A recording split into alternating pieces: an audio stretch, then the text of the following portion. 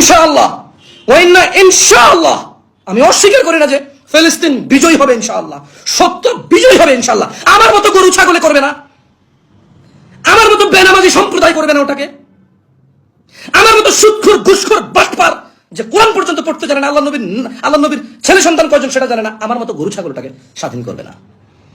ইনশাআল্লাহ ফিলিস্তিন জিতবে ইনশাআল্লাহ।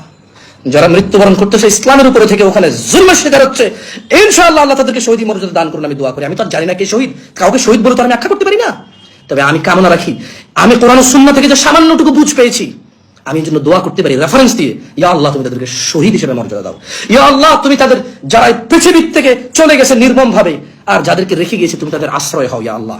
আমি জানি ফিলিস্তিন ইনশাআল্লাহ বিজয় হবে, তবে গরু ছাগলরা বিজয় করবে না, গরু ছাগলরা বিজয় করবে না, বেনামাজি সম্প্রদায় বিজয় করবে না, কোরআন তেলাওয়াত করতে জানে না এমন সম্প্রদায়টাকে বিজয় করবে না, যে মা বাপ তার ছেলে সন্তানকে কোরআন শিখায় না এমন বাপেরা যায় বিজয় করবে না, যে সন্তানরা সব বুঝে শুধু ইসলাম বোঝে না এমন সন্তানরা যায় বিজয় করবে না। ইনশাআল্লাহ বিজয় করবে কারা? ইসলামের বীর পুরুষরা।